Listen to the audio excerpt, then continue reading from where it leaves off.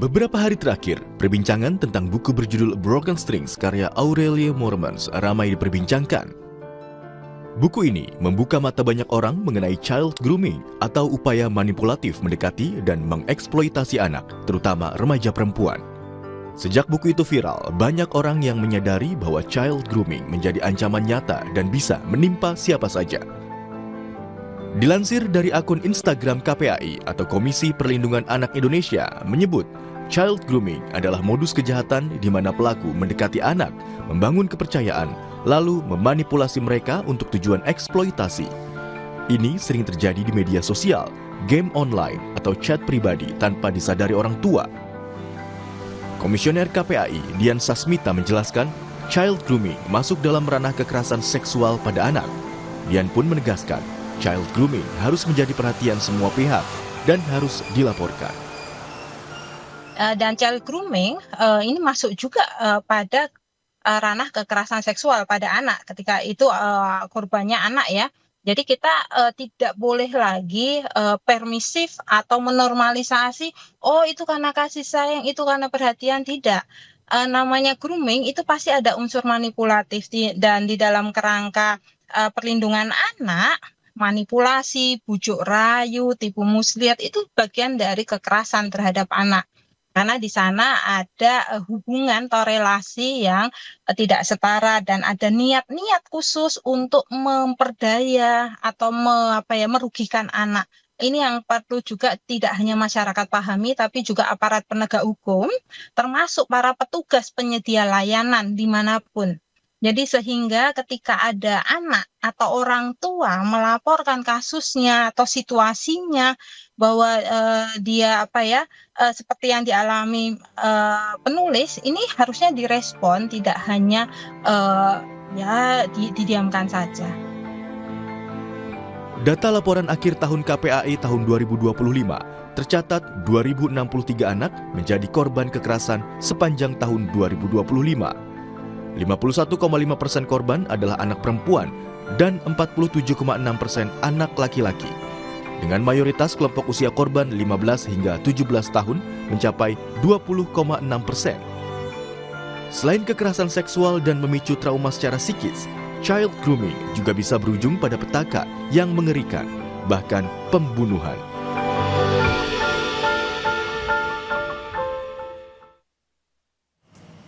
Saudara, child grooming dalam buku Broken Strings yang ditulis aktris Aurelia Moormans telah membuka mata banyak pihak. Lalu apa sebetulnya child grooming dan seberapa bahaya?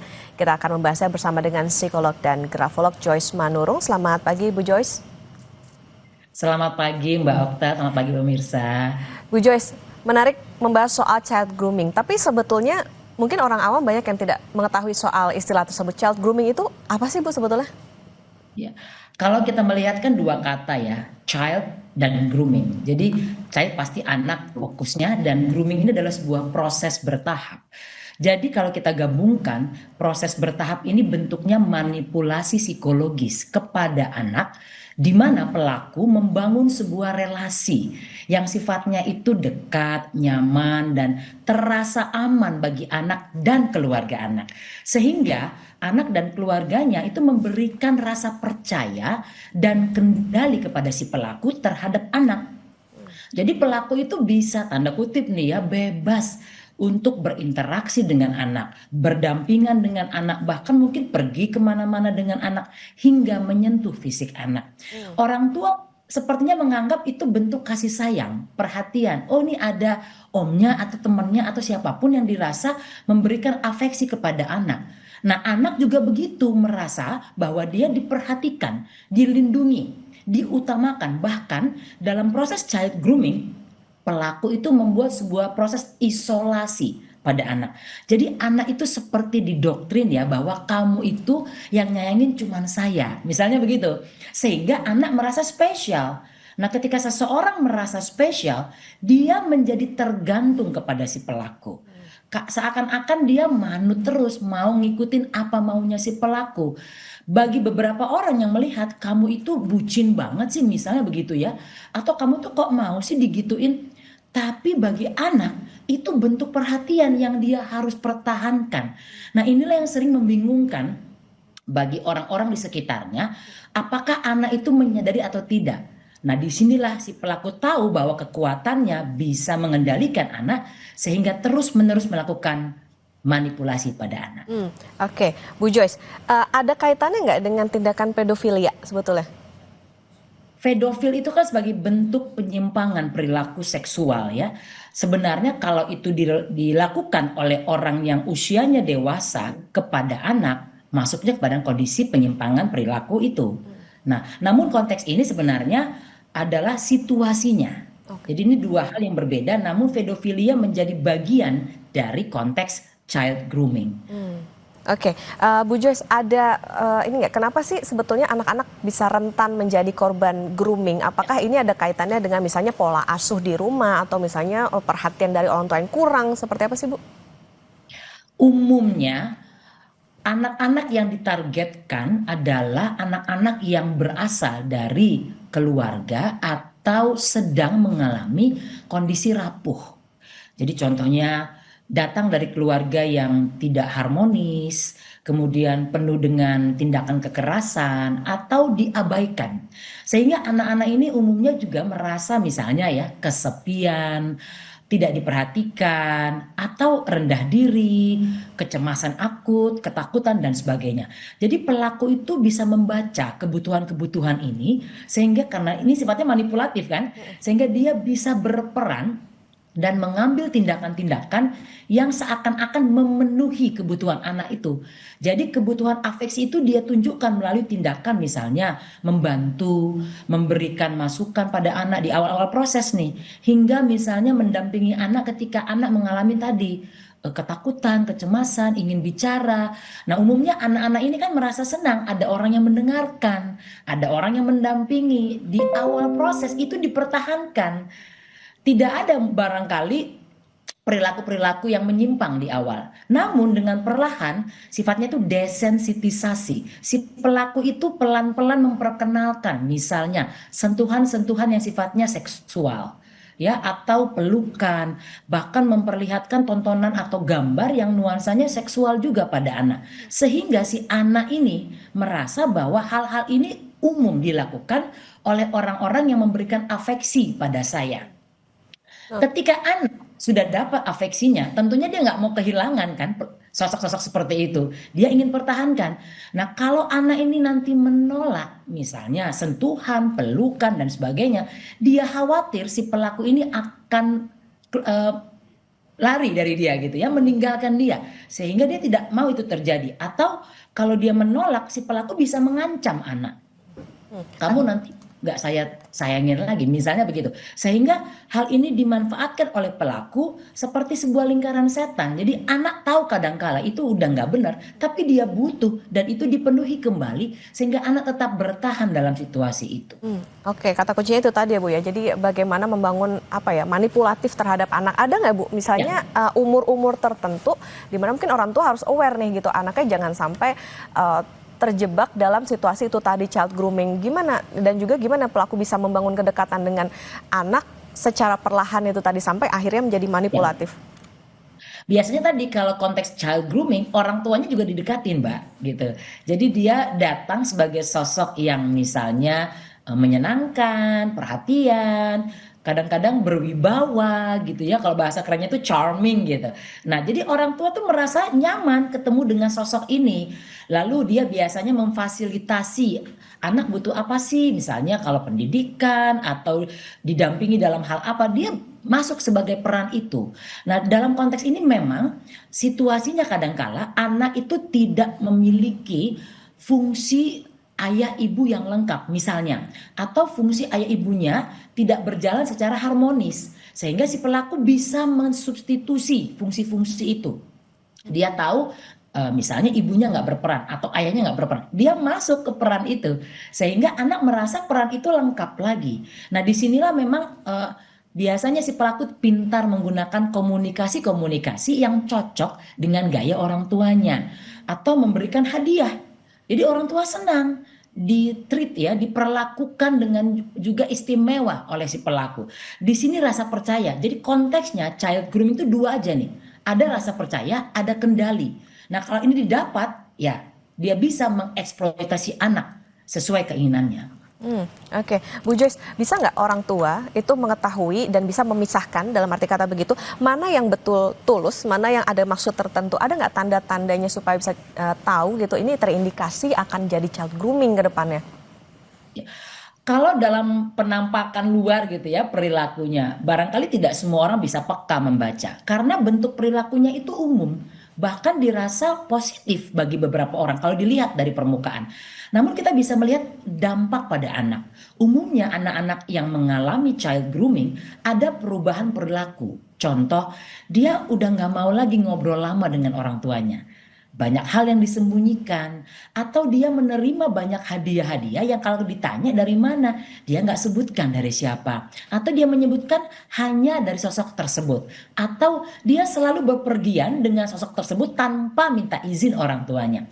Prestasi akademiknya menurun, kemudian sulit untuk berinteraksi dengan teman-temannya, menolak berkomunikasi dengan keluarga dekat dan sebagainya. Jadi ini bisa dibaca pola-pola perilaku ini. Nah, kalau ini sudah terjadi, sudah harus orang tua membangun komunikasi ulang lagi nih, di riset pola komunikasinya untuk lebih terbuka, lebih terpercaya bagi anak. Karena anak-anak menyembunyikan sesuatu karena dia tidak merasa orang tuanya itu aman, orang tuanya itu nyaman untuk diajak ngobrol, diajak berkeluh kesah misalnya gitu ya. Jadi orang tua mesti paham ini, ubah pola perilaku, ubah gaya komunikasi. Kalau biasanya sifatnya itu investigatif atau sifatnya judgmental, kamu sih, kenapa kamu gini, kamu dari mana? Ubah bentuknya itu seperti sharing. Supaya anak merasakan bahwa saya itu didengarkan, saya itu diterima loh perasaannya, saya itu tahu loh bahwa orang-orang di sekitar saya itu peka pada saya. Nah, ini yang perlu diupayakan oleh orang tua. Dan berikutnya, kalau sudah terjadi seperti ini, tidak ada salahnya juga kita minta bantuan profesional. Karena tidak semua orang tua juga lihai dan punya keterampilan bicara dengan anak. Ada kalanya pihak ketiga profesional ini bisa membantu membuka apa sih permasalahan anak sehingga anak itu menyembunyikan semua ini dari orang tuanya. Ya, barangkali juga di keluarga tidak ada budaya-budaya yang sifatnya itu ngomong apa adanya. Di meja makan nggak pernah terjadi pembicaraan. Sebelum tidur biasanya langsung tidur. Tidak pernah ada pertanyaan, kamu gimana deh perasaannya hari ini? Itu nggak pernah ditanya. Nah, ketika ada pihak ketiga profesional membantu, ini barangkali bisa membuat anak menyampaikan. Karena kadangkala Mbak, ketika anak di child grooming seperti ini, dia sudah merasakan ada tindakan eksploitasi pada diri dia. Dia pengen ngomong tapi nggak tahu sama siapa. Dia pengen ngomong tapi nggak tahu bagaimana caranya. Takut disalahkan. Kamu sih bergaul dengan dia soalnya. Nah, judgment menyalahkan ini yang seringkali membuat anak mundur dari orang tua dan nggak mau lagi ngomong. Jadi ini perlu disadari oleh orang tua. Oke, ada komunikasi yang sehat tentunya antara anak dengan orang tua supaya anak bisa merasa juga safe gitu ketika dia bercerita dengan orang tua. Nah, Bu, tapi ada nggak siapa saja sebetulnya yang bisa menjadi pelaku child grooming, orang terdekat aja kah atau bagaimana? Ya, child grooming ini kan sebenarnya ada konteks kuasa yang penyimpangan kuasa lah ya, relasi kuasa begitu. Jadi ada orang yang lebih punya otoritas dengan orang yang sifatnya tidak punya otoritas, superior versus inferior. Jadi biasanya ini orang-orang yang kedudukannya lebih tinggi, bisa itu usia, bisa itu misalnya popularitas lebih tinggi, atau finansial lebih baik, atau status sosial lebih baik. Nah, siapapun bisa melakukan itu, baik orang terdekat maupun orang asing dari anak. Karena konteksnya bukan lagi kedekatan emosinya di awal, tapi tadi anak mendapatkan rasa nyaman dan aman dari si pelaku. Di mana si pelaku sudah tahu dari awal anak ini butuh itu. Jadi orang tua itu mesti paham, bukan hanya orang terdekat, orang yang baru dia kenal ketika membangun hubungan yang nyaman dengan anak dalam waktu yang panjang dan ternyata anak bisa mendapatkan afeksinya, orang tua juga perlu ya waspada lah. Bukan artinya kita selalu suuzon gitu ya, selalu curiga pada orang asing, bukan itu konteksnya. Tapi kita perlu waspada, membaca perubahan perilaku. Apakah orang asing atau orang terdekat itu menunjukkan sebuah kedekatan yang tidak umum, tidak wajar. Tadi kalau ada istilah pedofil itu kan sebenarnya orang tua kepada anak ya, artinya orang yang lebih tua kepada anak. Nah, ini juga begitu, dewasa kepada anak. Kita lihat bentuk kedekatannya, apakah masih wajar? Kalau sudah tidak umum, tidak biasa, cut, berhentikan. Bicara pada anak untuk menyelesaikan hubungan tersebut. Jadi memang di sini peran orang tua paling penting, Mbak, dari semua pihak. Oke, Bu Joyce, kalau child grooming ini bisa terjadi juga nggak ke laki-laki kemudian ada perbedaan antara child grooming dengan eksploitasi atau ini justru apa ya, semacam tahapan begitu dari child grooming berujungnya ke eksploitasi itu tadi? Siapapun anak dengan jenis kelamin apapun itu bisa mengalami child grooming. Child grooming itu diupayakan karena tujuannya justru eksploitasi. Eksploitasinya nggak hanya seksual ya, bisa finansial. Bisa anak dipekerjakan, tanda kutip diperas dan sebagainya, itu bisa terjadi. Jadi sebenarnya bentuk eksploitasi ini bisa bergerak ke berbagai arah dalam berbagai bentuk juga. Nah, siapapun anaknya bisa siapapun mengalami. Tapi yang paling penting si pelaku tahu bahwa anak ini tidak dalam situasi emosi yang baik, yang stabil, yang harmonis dan sebagainya. Jadi namanya juga manipulator ya Mbak. Jadi dia tahu sekali membaca keadaan, dia pintar sekali mengarang keadaan, memutarbalikkan situasi, dan dia pintar merancang. Child grooming, eksploitasi, ini sifatnya itu terencana dan sistematis. Jadi dia sudah punya pakem-pakem apa yang harus dilakukan, kira-kira begitu. Dia udah bisa merencanakan mau ngapain aja, mau melakukan apa, dan bagaimana cara bicara, bentuk treatment apa, dia sudah punya rencana itu. Dan karena ini sifatnya terselubung, tersembunyi, umumnya orang umum tidak bisa membaca. Jadi di awal-awal proses seperti ini, eksploitasi itu belum muncul. Dia masih hanya membangun rasa aman dan nyaman dalam relasi. Nanti setelah dapat tuh rasa aman, percaya dapat, kendali dapat, baru dia lakukan eksploitasi. Jadi semua saja bisa terjadi. Oke, Bu Joyce, kalau sekarang kita lihat kan media sosial begitu berkembang luas. Anak-anak juga bisa pakai media sosial. Ini tentunya ya bisa terindikasi dimanfaatkan oleh pelaku child grooming. Gimana pola kasus yang biasa terjadi di medsos? Antisipannya seperti apa dan juga awareness untuk orang tua supaya jangan sampai anaknya ke depan bisa menjadi korban child grooming? Ya. Anak dalam usia undang-undang di Indonesia kan di bawah 18 tahun ya. Walaupun kita bisa melihat 17 tahun ke atas itu atau 15 tahun ke atas lah ya kita sebut. Perkembangannya sudah masuk remaja di mana mereka transisi dari anak menjadi dewasa.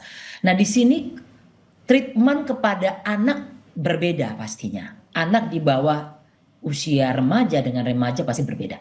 Jadi orang tua juga harus punya cara yang berbeda dalam melakukan treatmentnya, perlakuannya. Untuk media sosial, saya selalu mengatakan pilih dan pilah. Jadi orang tua sejak dini itu mengajarkan memilih dan memilah konten, fitur, atau media apa yang bisa dikonsumsi oleh anak. Tidak semua akses di media sosial itu diberikan kepada anak. Pertama, durasi. Yang kedua, apa yang boleh dibaca, dilihat, dinikmati oleh anak. Itu harus dibatasi dan disepakati oleh anak dan orang tua.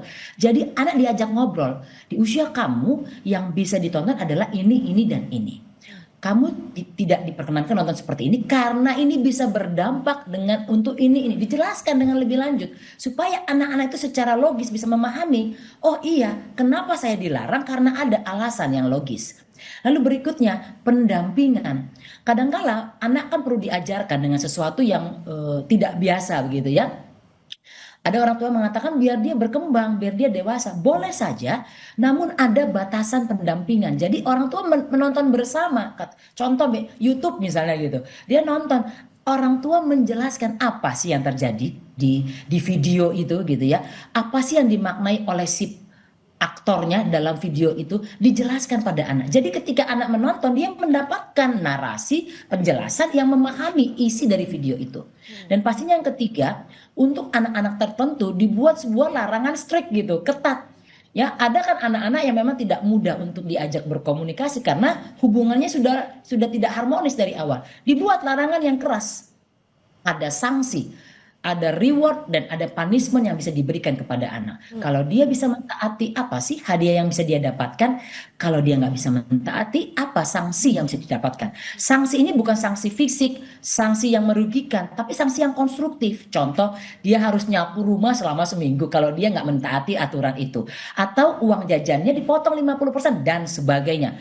Nah, atau koneksi internetnya diputus misalnya gitu ya, nggak di-provide. Nah, ini boleh diupayakan oleh orang tua, namun disepakati. Jadi anak paham sanksinya, anak paham apa yang menjadi rewardnya kalau dia menaati itu. Kira-kira gitu. Oke, jadi tidak hanya soal bagaimana afeksi atau kasih sayang, tapi juga rasa aman, komunikasi yang sehat, dan juga orang tua juga harus bisa memberitahu soal bagaimana boundaries, batasan pergaulan Betul. anak-anak.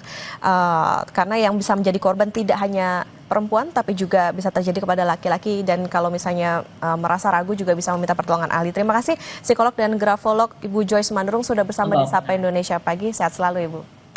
Terima kasih, selamat pagi. Saudara, libur panjang akhir pekan, aktivitas di stasiun Wush Halim Jakarta Timur meningkat. Tercatat sejak Kamis, tiket perjalanan Wush terjual lebih dari 40.000 tiket. Informasi yang kami hadirkan usai jeda.